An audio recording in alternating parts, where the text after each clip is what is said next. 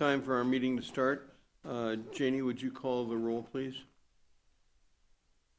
Dave Amspoker. Here. Tom Beller. Present. Tamara Sitten Cooper. Here. Paul Gaines. Here. Brendan Lawmaster. Here. James Lorimer. John Stutzman. Here. And we have a quorum. Very well. Can we stand for the pledge, please?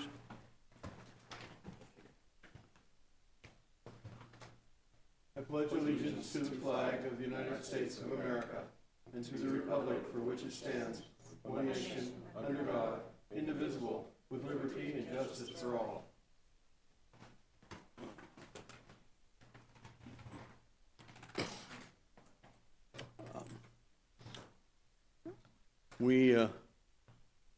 Has everybody had a chance to look over the minutes of the last meeting?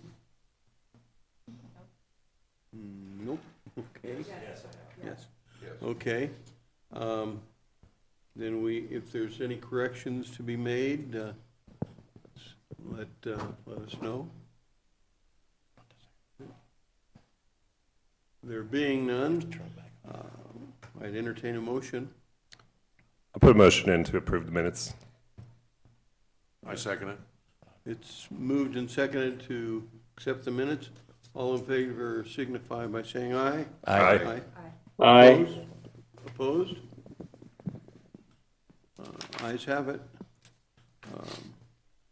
Is there anyone from the public that has let you know, Janie, that they'd like to address us? We don't have anyone. No one. Okay, thank you. We've got an action item. Apparently we, after the vote last time, we didn't have a motion to accept the results of the election. So would somebody like to move to accept the results of the election?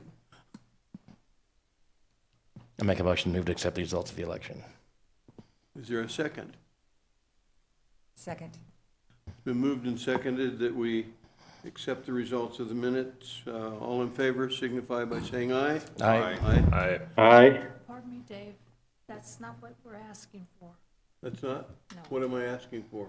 We're asking for the vote, a vote for you as chairman and a motion. Okay. Hey, Janie, can you move the mic a little bit closer to your mouth? So just reconfirming for a vote for you being chair and then Lawmeister as vice chair. Okay, we'll try this again. We need to ratify the election. I was elected chairman. Brandon was elected vice chairman. No? We have to have a motion for you to be elected as chairman. Okay, and it can't be done on the same motion? We had a motion for Brandon, for him to be elected as vice chair and a vote. so But we- we didn't have any action for yourself, Oh, for just me? just Okay. you, yes. Okay, well, we need a vote. Is there a motion for me to be accepted as chairman? Is there a motion for that? I motion. It's been moved, Second. been seconded. All in favor signify by saying aye. Aye. Aye. Any nays? So moved. Ayes have it. Okay, we can move on to, well, now, what? Yeah, to B, I'll go here. Yeah, I'll fix it for you. okay. Oh, sorry. Thanks. Okay, the airport layout plan has some possible changes. Thank you. Doug, do you want to tell us about those? Yes, sir. And just first off, good evening, Chair Amp Spoker, Vice Chair Larmer, Meister. Commissioners, what we are actually looking at is, let me open this up, a little background. Get this up moving. Is we implemented a RFP back in fall for 4650 Flightline Drive. To develop that portion right next to the sheriff hangar. It's remained vacant for a while for a hangar for either private use or commercial use. And we received one response. Well, in this process of going through building a hangar, one of the first needs is to update the actual airport layout plan.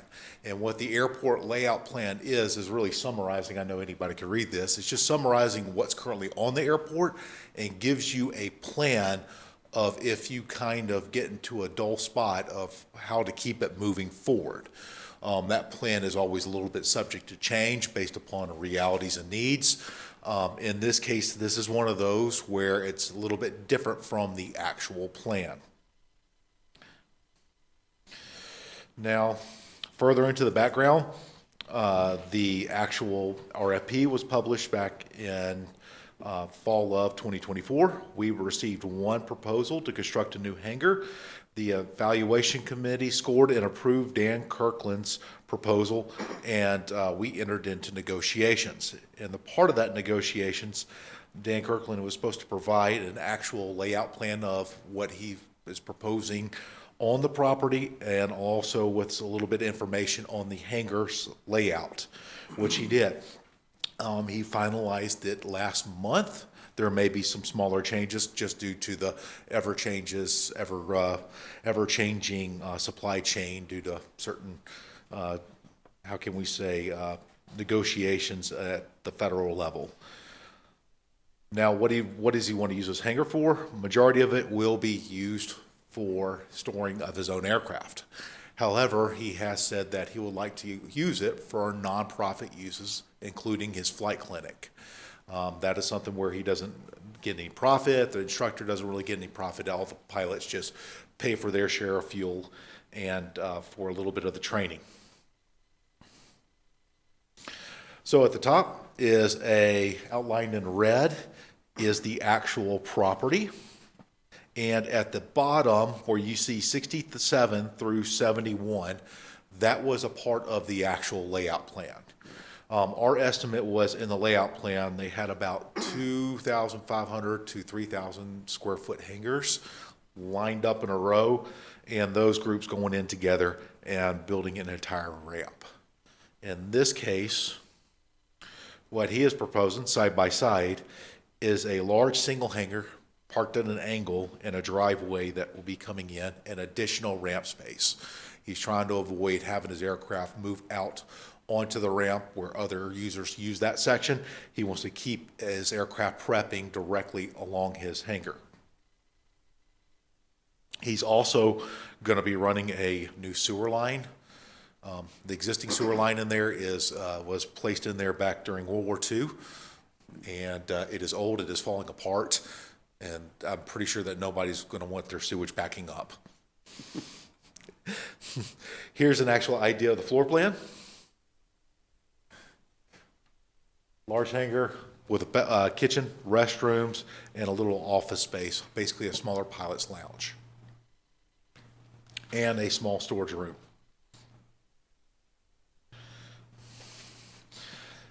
So with that being said, under the actual city code, the commission's, one of their missions is discuss master plan changes, and that airport layout plan actually falls into that realm.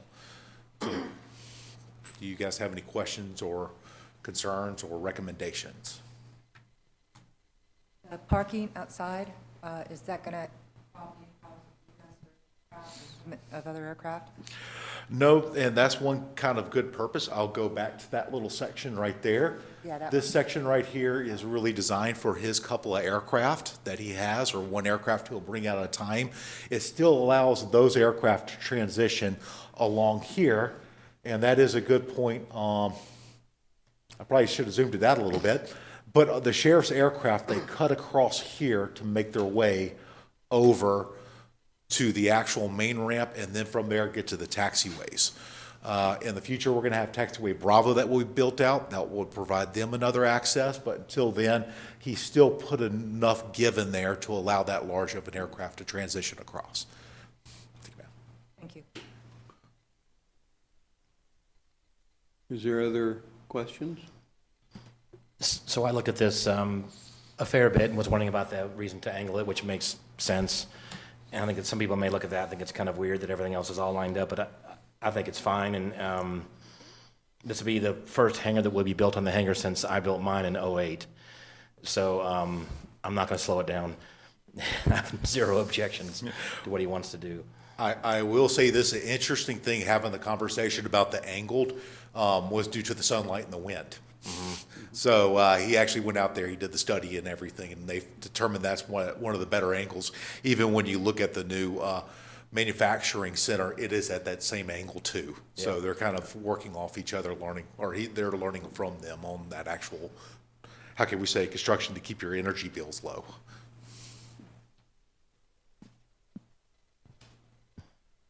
Any further discussion? I think it's a great idea. Dan Kirkland has been an avid flyer in the community for a long time. He does a number of charitable flights. Usually on Veterans Day, he'll fly down over the parade route in his T-28, or his T-6, one or the other. I'm glad to see somebody building hangars. Now, that's going to be inside the fence, so he's leasing the land, I believe. Is that correct? Yes, sir. And what is the duration of the lease? Is it a 50-year lease? No, he did not request a 50-year. He was looking at between a 20 and 30. Okay. So in 20 to 30 years, then the city would take over the ownership of that hangar.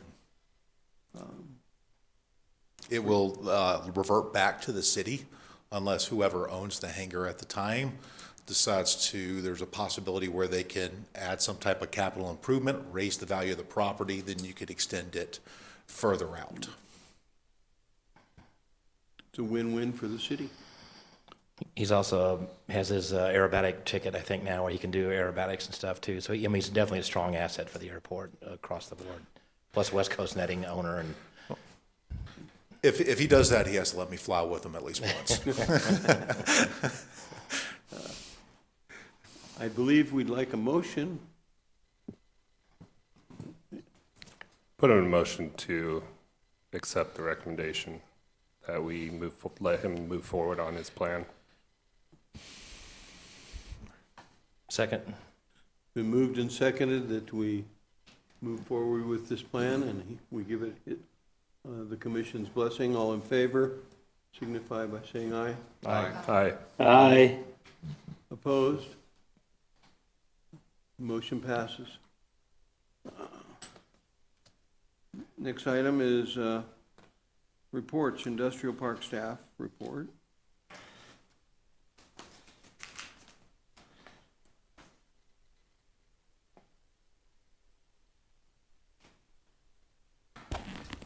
Good afternoon, everybody.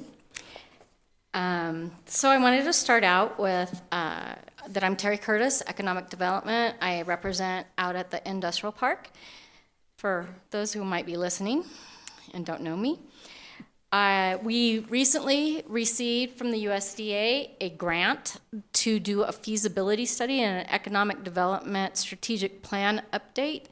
This affects the airport in a couple different ways, and the industrial park by hopefully looking at the possibility of getting an event center, a sporting center, or a recreation facility, or a combination of those.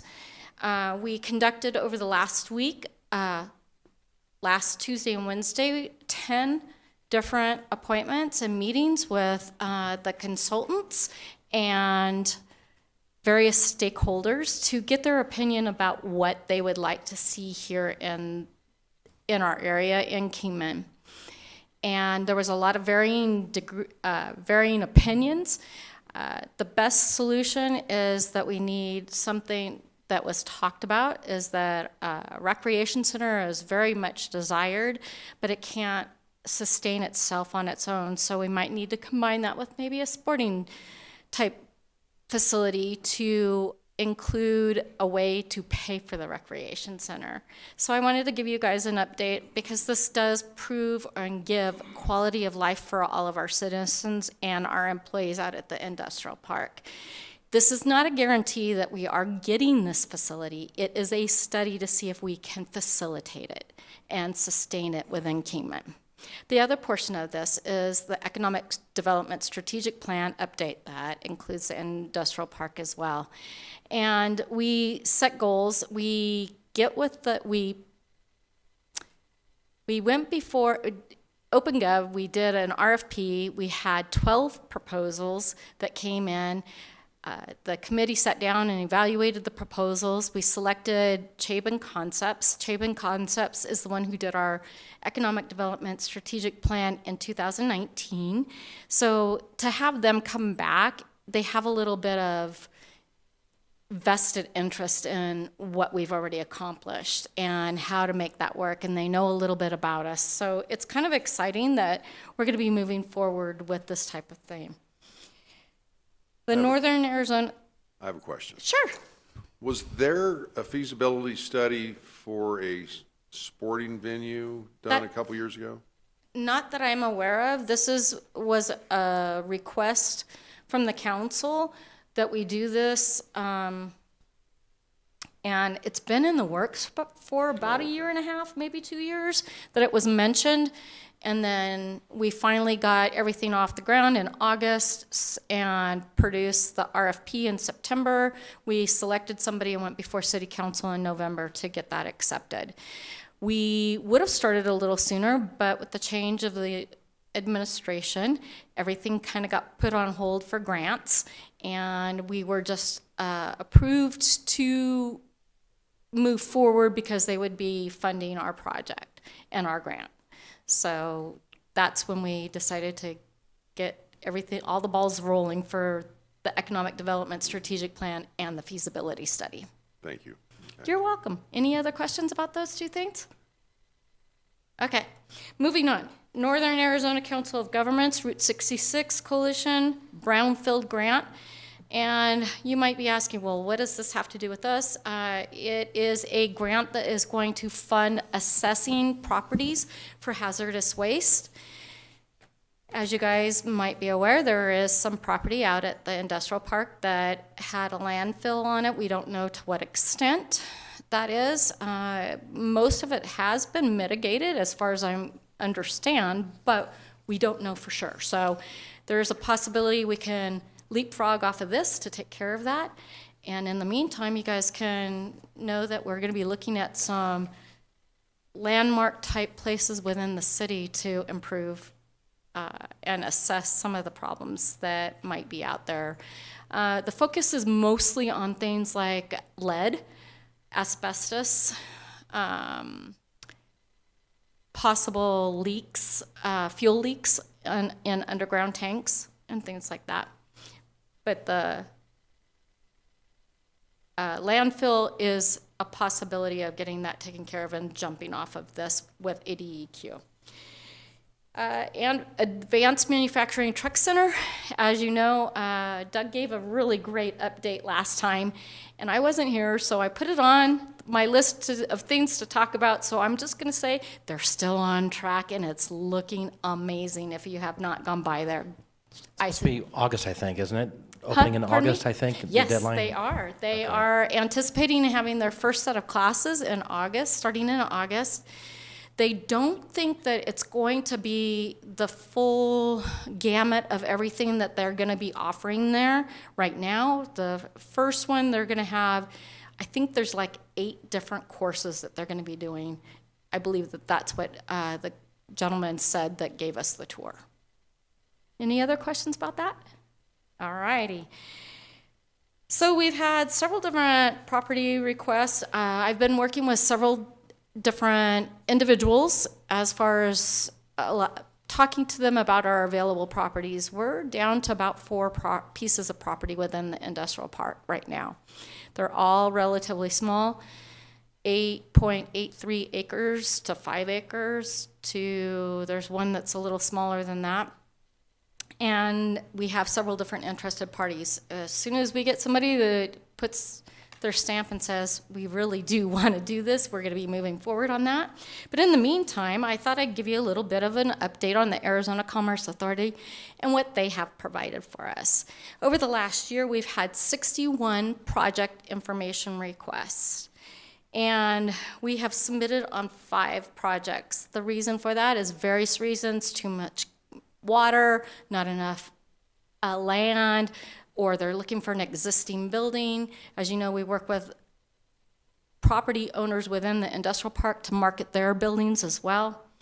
So that is what we're looking at for that. The most recent was for a food processing company who's looking for land with rail access. They hope to provide 75 jobs with an average salary of $55,000. Don't know if that'll happen. We follow up with the Arizona Commerce Authority after we submit these and see if we can land these type of projects here. With that in mind, to put a spin on it for the airport, we did get 4 projects over the last year for requests for aeronautical. And out of those 4, 2 wanted Metro Phoenix area only. One was a heavy water user at 650,000 gallons per day. Yeah, not going down that road, right? And then lastly, the last company wanted to be on a commercial airport that had daily routes to Southern California. So we didn't even qualify for any of those type of projects. Patriot Rail, they are right now working with a couple different companies about transloading opportunities. We'll see how those pan out. One is very, very strong, and they're in the final, I believe they're in the final stages of approving and going under contract with them for that. January through March activity, there's been no entries, no reportable or non-reportable derailments, no capital expenditures paid out. We had operational expenditures of $7,144 for maintenance and repairs on the rail. We've had 488 carloads come through and be moved, and we've stored 598 cars. And that is my report. Does anybody else have any other questions? I've heard, hopefully they're rumors, but I don't think they are, that there's been some train robberies. Is any of that going on? There have been. We all see it in the news, and that's about as much as I know because that's on BNSF. It's not Patriot Rail. Not anything with Patriot. That's good. Anything else? Thank you. You're welcome. Thank you.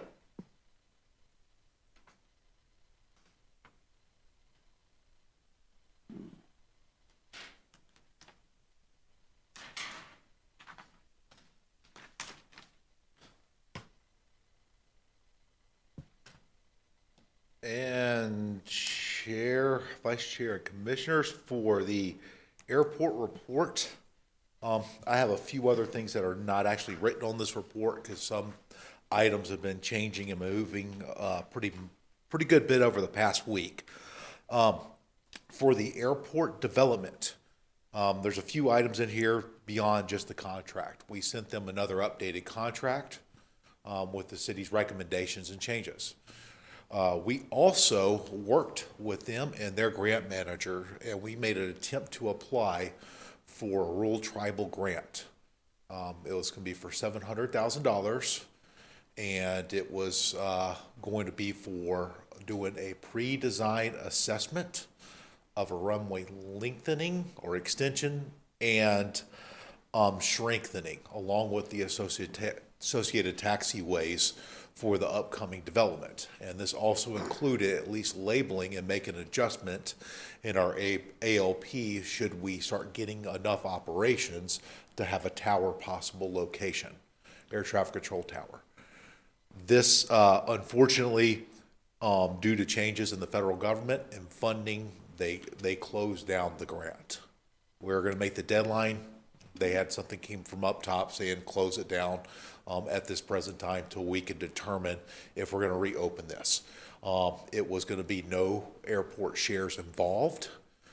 It would have just been us agreeing to it, and it would really target preliminary design, some sampling, soil sampling, looking at best locations for an air traffic control tower. We still have that grant application geared up and ready, so if they open it back up, we can immediately apply for it. I know this one's probably going to draw a lot of questions on this one. Anybody have questions about that? If it's been shut down, I don't have any questions right now. We're hoping, we're hearing it could open back up, but we worked with Kaufman CNS engineers, or even our city grant manager and another company's grant manager based out of Pennsylvania. We're all working together to try to get this in. It opened up very quickly. We all got together, we formulated something, put it together, and we try to pump that out. Do we have the traffic that warrants a tower? No, we are not there. We are not there at this time. You're probably still looking at around close to 70,000 plus before you're actually really looked at. But what we're doing this was anticipation for in the future.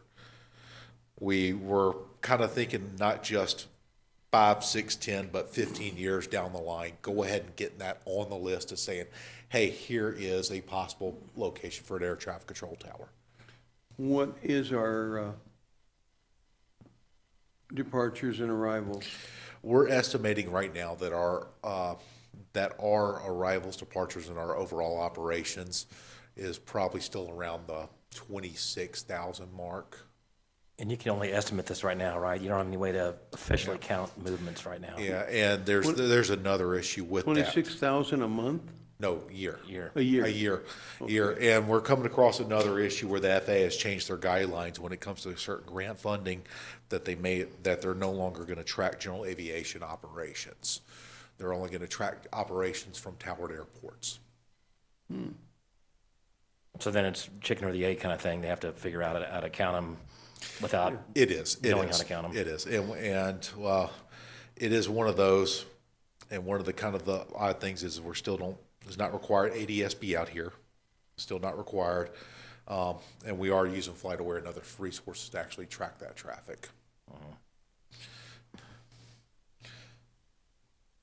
So once again, if they open that back up, we're going to apply for it. One of the beautiful things about these grants is the preliminary design phase could open you up to infra grants or mega grants.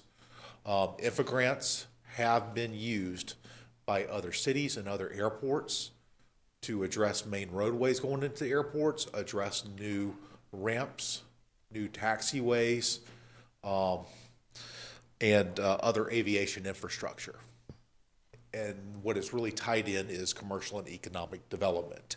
So that's what we were looking at, that first grant being a stepping off to future larger grants. And like you said, you'd be ready for them. I mean, to be ready to go when and if they do open back up. And then it's a matter of, it's a foot race, I guess, at that point. It gets to the front of the line. Updating the signatures, updating the dates and times, and getting firing it out them there. off. Yeah.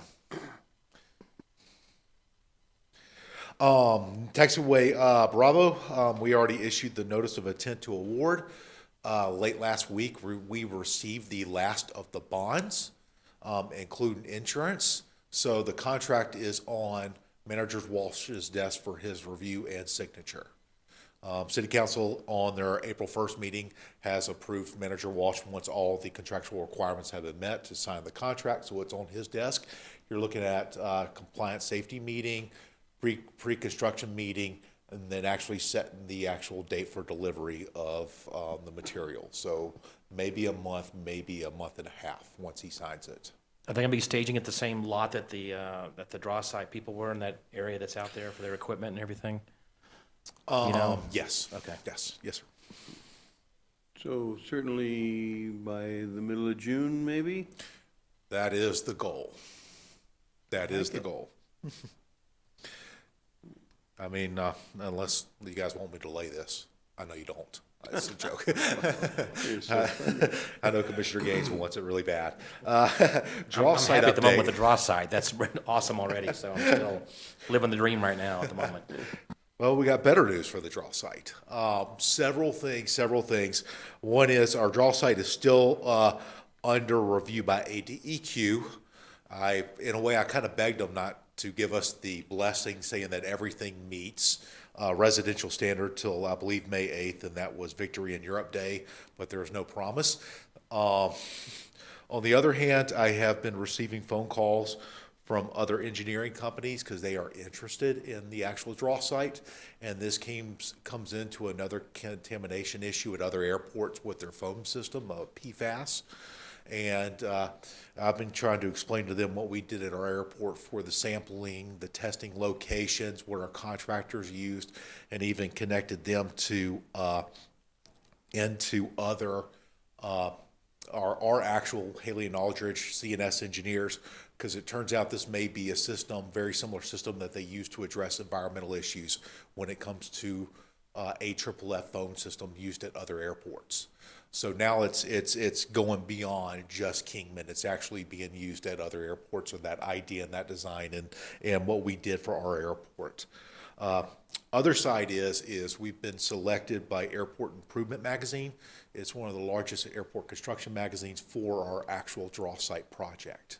So they're going to be running a nice large article on that. I am not a photogenic person, but I actually had to put on a nice jacket and take a picture. And I'm not a big fan of that. Terry's over there laughing because they took about 30 pictures on me, and one of them I did look pretty creepy.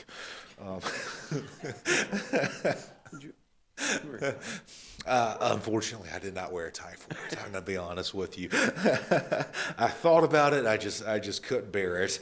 Well, let us know when that comes out so we can take a look at it or get a copy or something. Oh, don't worry. They're very. I get the magazine every month, and they're very thick. We also had to use a lot of samples. Hopefully, they'll use Mr. Gaines' picture of his aircraft flying over. We gave him a bunch of pictures, including some older pictures of the military base, all the way up to the chopping down of the aircraft and up to the cleanup. Other one, taxiway Delta rehab design. It is 60% complete. We do have to make a little bit, a few drainage adjustments into the system, really mainly just north of taxiway Delta 2. We may have to move one of the catch basins a little bit further north to get outside of the taxiway's object-free areas. So that may occur.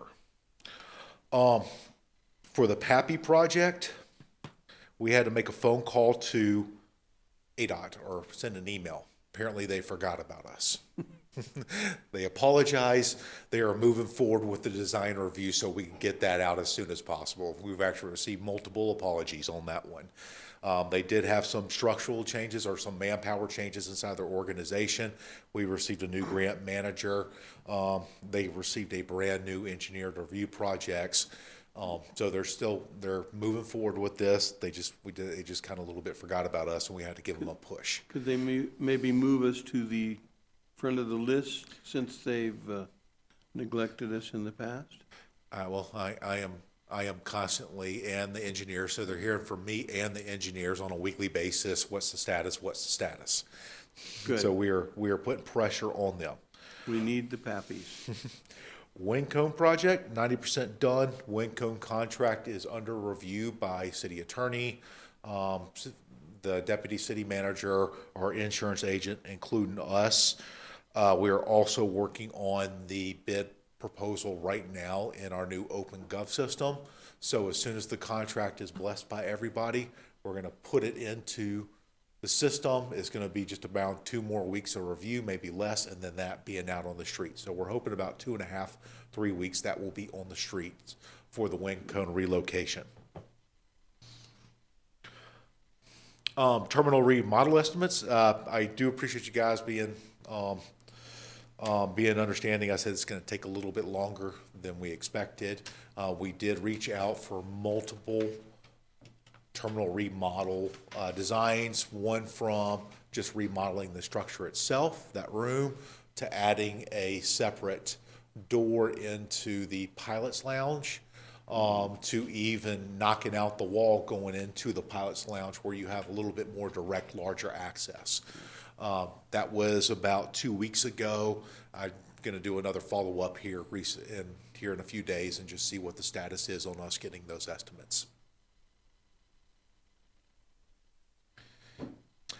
Gate 263. This has changed a little bit. And you guys may be kind of shocked at this because we originally thought it was an electrical issue. Whenever the gate was opened up, it was coming up with fault 3, which fault 3 was an AC power drop. I'm looking at the electrical guy over here, making sure I'm saying this quickly, but they said it's a 10% power drop within a few milliseconds that shuts the gate off. Well, we've made multiple connector changes. We changed out the wires. We called up multiple electric companies. Nobody was able to provide actual help with it. And then for some reason, late last week, one of our guys went up to the gate, and turns out on the southern side of the gate, there's some bearings that are inside of the actual support beam. And he got in there and he looked at the bearings, and they're all worn out. And the only thing he could think of was the motor was kicking up higher than it should to get the gate moving. So he replaced those bearings, and I have not received any text from tenants since then about the gate being down. So it may have resolved the issue. We're praying. It looks like the southern half of the gate, it's a 2-part gate, it looks like that one's is chained and not to open.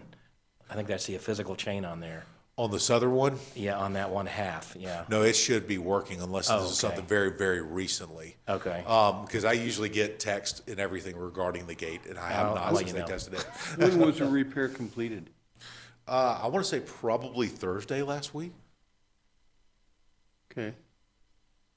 So Okay. 4 or 5 days ago. Yeah. And I have not received anything regarding tenants having issues where that gate will not open.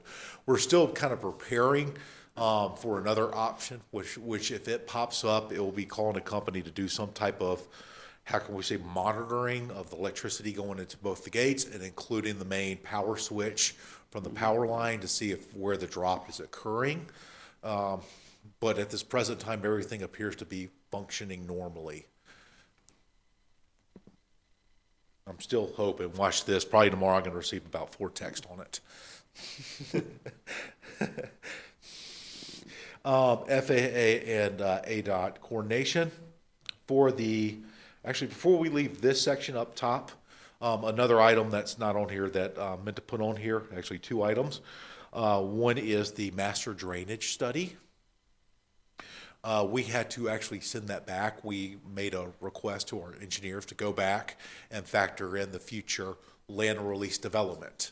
Because whatever happens in that 790 acres impacts a corner of the airfield. So we sent that back. They provided us updates last week. We reviewed it. We're in the process of reviewing. Once everything seems to be good, we're going to be bringing that report to the commission summarized to explain what's going on with the drainage on the airfield. Hopefully that will be in the June meeting. And then the other item, before I get into that section, or before we go into the land release, that's not in here, is mid last week, we received an email from the FAA about our runway 21 VOR approach. For our non-pilots out there, it's been out there since about 2013 that the FAA is changing the National Airspace System and updating it and modernizing it to a little bit more of a GPS system. And they have stated that a lot of airports will lose their VOR approach. which I find it pretty odd how they're sending us an email saying that we're losing our VOR approach for runway 21. We've had 30 days to formulate a response and get that out to them. And they're investing more money into keeping our VOR working. So I'm wondering why we're losing the approach, but we're still keeping the VOR. That's one question I want to pose to them. When I asked them, I said, what is the reason? Can you please provide it to me? Why they are closing it down? And pretty much a lot of it is that we already have a lot of GPS approaches at our airport. We don't really meet the weather minimums. They're also removing a lot of the VORs through national and regional general aviation airports, which in the FAA's ATC area, a general aviation airport is coding is November Sierra Golf -4. I had to learn that. Golf -5 is heliports. So they're removing those from all general aviation airports. I've already kind of reached out to some of our tenants to get a little bit of idea of what the benefits are, because some of this area it's going to be very difficult to pull this and push this financially and safety. So one of the approaches that we're actually looking at is approaching it as we are a non-controlled airport. We do have a VOR approach, and we're far away from Vegas and Phoenix, which means that gives a lot of instrument pilots some time to come up here, train, shoot our approach without worrying about dealing with 12, 13, 15 other aircraft. So it gives them that ability. So right now, that is one of our approaches of saying, hey, this is why we are really, hopefully that you will consider leaving us here. While the aviation community everywhere else inside the United States is growing, Kingman could be possibly one of those vital training areas to safely train for those types of approaches. I was going to bring that up because you hear on the, I don't use the VOR approach for here because I know the area and I don't fly in bad weather and all that, but you hear on the radio a lot of training facilities like Embry-Riddle, whoever coming up and using the VOR approach all the time. Goodyear uses it. United Airlines has a flight school that come up here and they use it. I hear them using it. So until the FAA quits having it on their tests, to pass your ratings and your written tests, I don't know why they would just let it go away. But we're used a lot, as you know, by other flight schools to come in and fly and stay and debrief in the pilot's lounge. And we have a lot of companies that are located in the Las Vegas area that do use ours to Also. get them certified Yep. for the Pilatus, the TBMs, Yep. the Cirrus Vision jets, and we hear them. So that right now, that is the best way we're thinking that we're approaching it. On the other hand, I also want to let our pilots know, and through this could be our first forum of saying, if you could think of anything else that provides safety or operational need, please email me within the next 10, 15 days, because I at least want to formalize that letter and that information, because the FAA is approaching it as money expenditure wise. Trying to sell on a good, hard ILS system for Kingman when we have perfect weather almost all year round is going to be difficult, but from my standpoint right now, unless somebody else can bring something else up, is that the training is the big one. We're ideal training location. Yeah. So that's where we're kind of focusing on that. And to echo what Paul just said,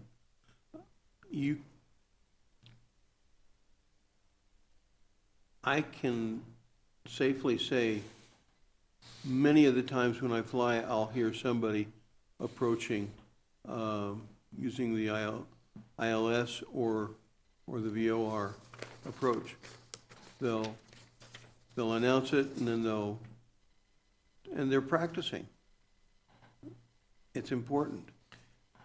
It's a perfect location, because if Yeah. you go into the Boulder area, which small thing, I just kind of drafted this up today when I was sitting there doing my research and going into this. Boulder doesn't have a VOR approach. It's 18 miles from Harry Reid, but 70 miles from Kingman. So that tells you Kingman's a little bit further, a little bit safer. Henderson, which they do have a VOR approach, however, they're just 7 miles from Harry Reid, and Kingman's 80 miles away. So that's nothing for those aircraft to come down here and find a nice, safe place to practice it. It keeps going from North Las Vegas. North Las Vegas, Victor Golf Tango, does not have a VOR approach. They're 96 miles from Kingman, but they're 9 miles from LAS. The- So, Occasionally, you'll hear somebody's doing approaches in Blythe. So, now, I don't know where they're flying out of to go to Blythe, but there's not that many that are significant distances from the large metropolitan areas where they want to practice. Sounds like Kingman and Blythe may be the two that are most popular. But they just have to take your word for it because they're not going to know how many times airplanes come in here and do that kind of training. They're going to have no way to know. and we actually fall underneath the IFP Laughlin Bullhead's air traffic control facility. So this actually came from them. I want to sell it to them that Kingman is the proper training location for this, and it's in their best interest for the airspace over Las Vegas, possibly even going as far south as to Phoenix, but Vegas is the closest one, so that's where I'm focusing on that standpoint. Because the last thing I can imagine that Laughlin wants is their airspace being tied up in the future 10 years from now with Cessna 172s when they're trying to get in their larger business jets. So for us, I think we're perfect as remaining as a great training facility, and I at least want to get that proposal out there and show and prove that. At the same time, I do want our pilots to know that if they have an idea or they have something that would be good, please email me, because they only gave us 30-day heads up. So I our gotta current get flight something school, have you moving. talked to them, our flight school? That's the group I spoke to. I Gotcha. spoke with our Because they flight came school. from Vegas. They probably had guys coming down here practicing on this VOR, I imagine, too. I've reached out to them, and that was one of the big conversations. They said this is ideal training area. It's actually, how can we say, it's so beneficial for them and other flight schools to use it instead of getting tied into that mass hysteria that could turn into Las Vegas area. Yeah. So we're pushing that from that standpoint, but we're also saying to our tenants, hey, if you see any other issues, please email me. I know there's a time constraint on this. That's why we try to want to get this going and get this back out to the FAA as soon as possible. So that being said, for the land release coordination, we're still waiting on a appraisal of the property, the 790 acres that actually has to go into the land release side. Unfortunately, we hired a appraisal company, and the gentleman ended up with some health issues and had to back out. So we had to immediately reach out to another company a couple of weeks ago, and they are moving forward with trying to appraise all 790 acres. Once we have that, then that goes into the letter to the FAA, sends it off to them for them to give us permission to move forward with the EA.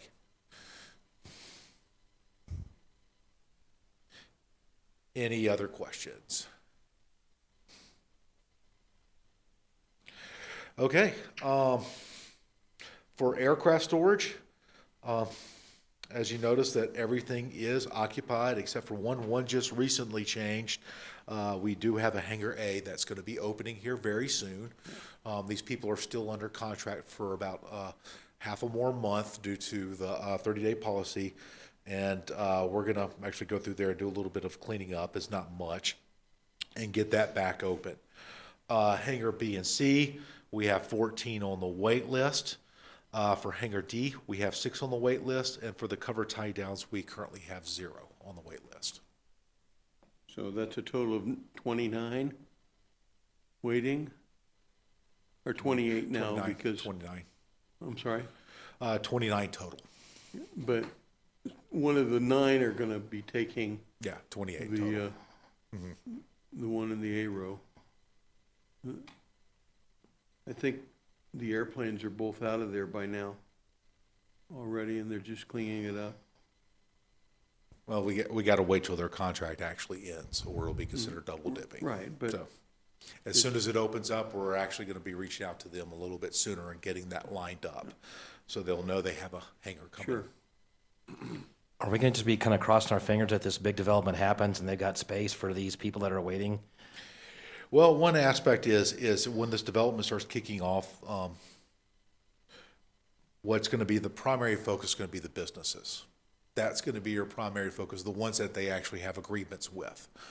Some of them are actually on our airfield at this present time, so we will be building hangars for them as soon as possible and get them moving forward. They are currently, to my knowledge, working with our FBO too. So they're working with them to, actually their mother company, Air T, to build a possible new FBO. So those businesses that are out there that need a hangar or need an updated hangar will move first. They will move first, get them in there. They do have some business hangars, and once they get those moving, then there's a high probability, once they see the need, or once they tackle those larger items, they are aware that we're probably going to open up the discussion to assist with building some smaller hangars, maybe a little bit more upper end. Well, if hypothetically, if Jet Yard moves out, there's going to be that hangar available, correct? I don't know what Jet Yard strategy is, or Arizona, but I will probably say this, they'll probably leave that as their maintenance hangar, their large maintenance hangar. So they just want additional space, they don't want to move necessarily. And I'm just using them hypothetically. You said you've got several companies that are interested in the new developed area. Are they currently in a hangar currently, or? Sorry, I'm doing they the math be- in my head real quick. The ones that I'm knowing that they're speaking with, 3 of them are currently not in a hangar. Oh, 3 of them are not. okay, If you want to count Jet Yard in there, because technically the smaller hangar right now is being ran and operated by Arizona, the FBO. right, The FBO has stated they want to use that as their maintenance facility, Yeah. and then have a nicer, larger facility for their business, because that's the first thing when any head of a business comes in, they see in Kingman is the FBO. So Right. they do recognize that we need a new FBO. Jet Yard is, to my knowledge, is requesting a new larger hangar. In the past, you are aware that they tried to tackle and build a hangar on their own. Unfortunately, they turned around there being honest, look, we're not developers. We were not too sure what we walked into, and it's just beyond our financial capabilities. Whereas with this developer, building in large scale keeps the prices down and able to figure out how to keep the prices viable for what they need. So everything seems to be very positive on that location. But however, we do realize that once they start moving those things forward and getting those businesses inside hangars, that's when either them or we may start prying and poking them to see if they could build some additional T hangars and maybe a little bit ones with air conditioning systems or something like that to address those pilots that can't afford that, and that'll open up the other hangars for our other tenants. good. Apologize. And the division budget report, please forgive me right here, I forgot to put in the percentage of the year, but this is all the way up to March 31st, 2025. Airport revenue, and please let me know if this design is a little bit easier to read. I keep playing around with it because it always looks like it's confusing, or it can get confusing. We've generated $1,370,000, and the expenses just right below that, we've already expended $135,633. For the industrial park, total revenue, we have $147,688, where we've only spent $8,875, or 26% of the overall operations and maintenance budget. Please keep in mind, a lot of the budget inside the industrial park was anticipation with the hope of us having the land release this fiscal year, and that would have gone into multiple appraisals and some other items which did not occur. So total, the airport has managed to raise $1,517,725, and we've only managed to spend $1,344,500. Two things I want to get across on the expensive side. We have some big ticket items that we're trying to move forward.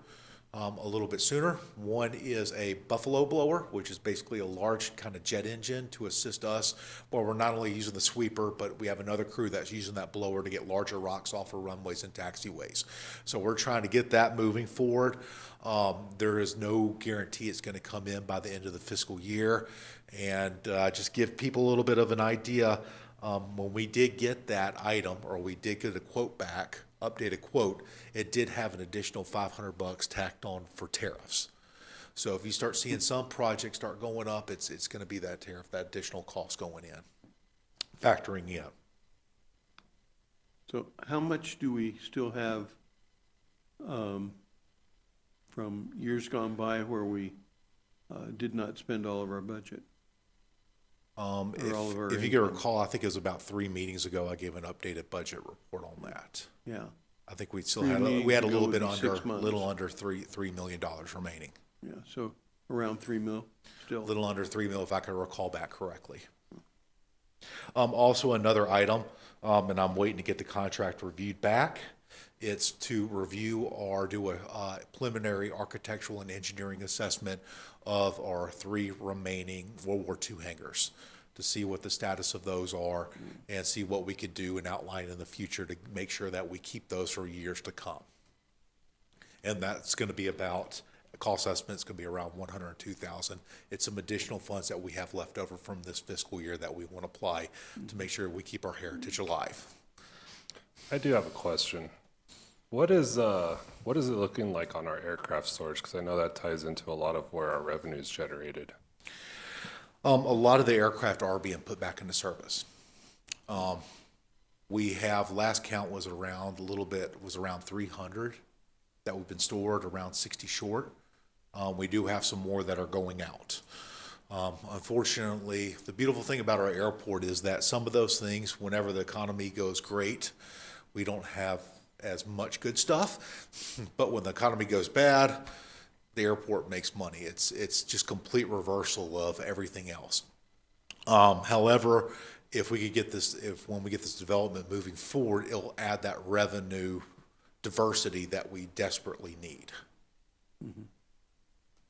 We don't have all of our eggs in the same basket then. Yes, sir. Yes, sir. We really want to diverse that out. So we not only benefit in the bad times, but we also benefit in the good times. We want to have our cake and eat it too, if possible. Yeah.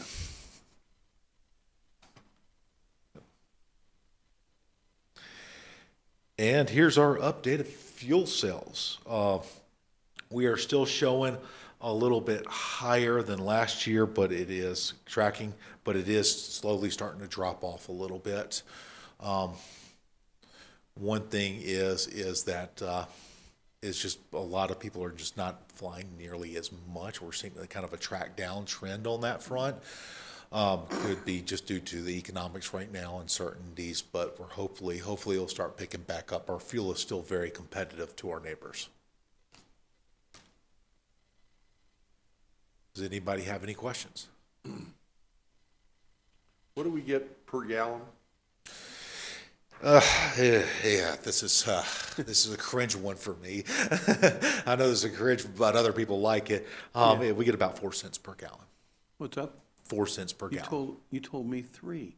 It's 4 cents per gallon. 4% per gallon. 4 cents per gallon. We're locked in that till 2029. That's on the Jet A and the avgas? And our avgas. Because you usually look at your average being in the industry standard anywhere from 10 cents up to about 16 cents. Which will be going up to probably after a few more years, you're saying, more than likely. Maybe not that high. But something more We'll than- take a look at and do an Yeah. assessment of that. And it could be the additional revenue and sales from this development. If all this occurs, it allows us to still keep it very competitive and low. So the FBO, do they own the tanks, storage tanks? Or does, They technically own it, but it's really, once you put something like that in, it's the airports. When it comes down to it, if, depending on this development, we may do a request to pull those tanks out and get something above ground, because they are below ground. It's passing all of its tests, no leakage, nothing like that, but underground storage tanks is just really frowned upon in the aviation community. Thank you. But not by the pilots. Not by you guys, because you can easily taxi around it, but for us, it's a little bit squeamish because if a leak occurs, it's gonna be on somebody to clean it up. And ripping up a ramp is not cheap. No?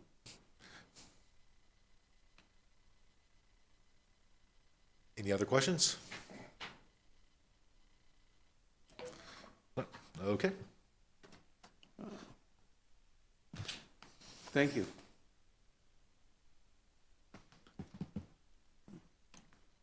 Announcements by commission members. Mr. Beller, None for me. Vice Chairman? Yeah,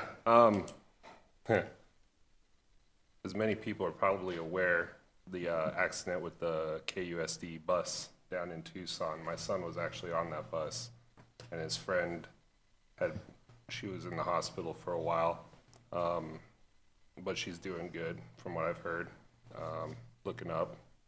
And I just wanted to say thank you to everybody that's been supportive and contributed and donated to the kids and the families that have been more affected than my own. So, thank you.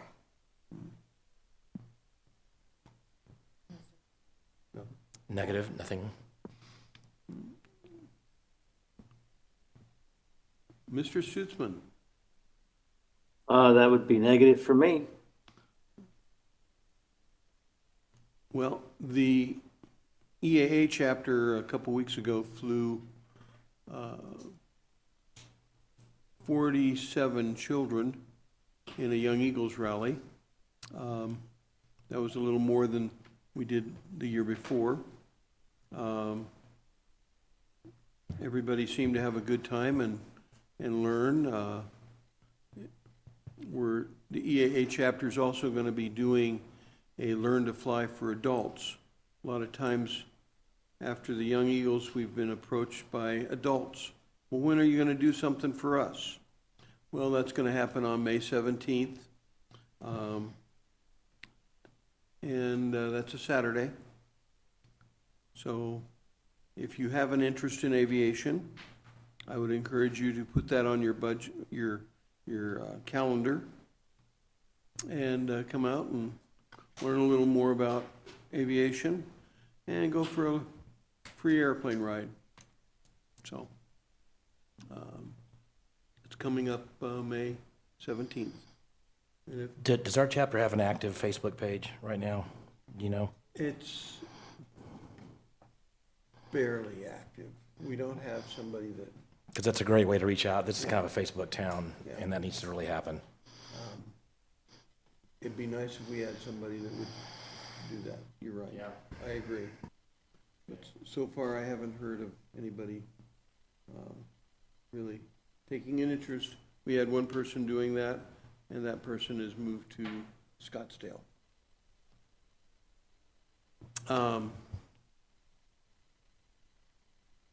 Any requests for future reports and updates?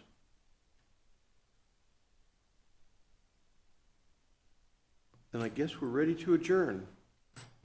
We've exhausted the agenda. Motion to adjourn, right? Motion to adjourn. Is there a second? Second. All in favor? Aye. Aye. Motion carries.